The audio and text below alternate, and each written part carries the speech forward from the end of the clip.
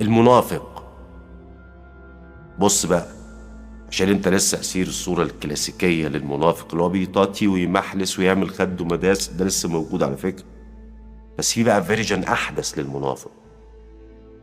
الاول خلينا نتفق عن تعريف للمنافق.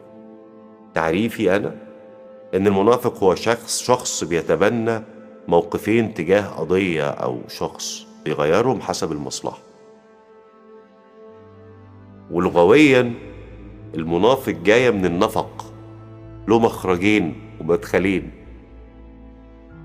القرآن بيقول لك يقولون بألسنتهم ما ليس في قلوبهم. التعريف القرآني هنا ان في فجوة بين الداخل والخارج.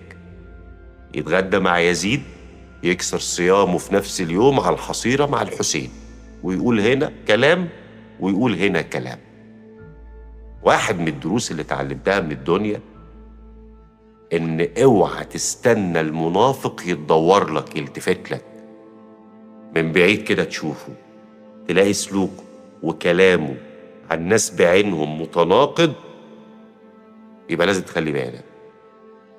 لو لقيته منافق مع الآخرين بس هو حبيبك وبيدافع عنك، لا هو بس ما التفتش ليك، ما تحطتش في كفة تانية وتحط في الكفة الأخرى حاجة أتقل منك بالنسبة له. عشان كده أنا شخصيا بركز في مواقف الناس في الحياة، حتى لو هو معايا خيره سابق بس مع غيري مش سالك بقف. وزي ما سيدنا النبي قال، لا عنده وعد ولا أمانة، خصوصا وقت الخصام، إذا خاصم فجر. هتقولي بس معاك كويس، وهو أصل ليه وجهة نظر، وأصل هو كان يرى، وأصل هو اللي حطه في الموقف ده. عيب، ما تبررلوش. الأصول ملهاش بابين. المنافق حلو معاك، طب ما هم كانوا بيسمعوا لسيدنا النبي أحلى كلام، بس في الشدة يسيبوا ظهره مكشوف، وكل مرة بيخرجوا منها زي الشعر من العجينة. يعني كانوا بيلبسوا في مصايبهم صحابة محترمين، ويخرجوا من أي مأزق بشكل مدهش. عملوها في حادثة الإفك ولبسوا فيها صحابي جليل زي سيدنا حسان بن ثابت.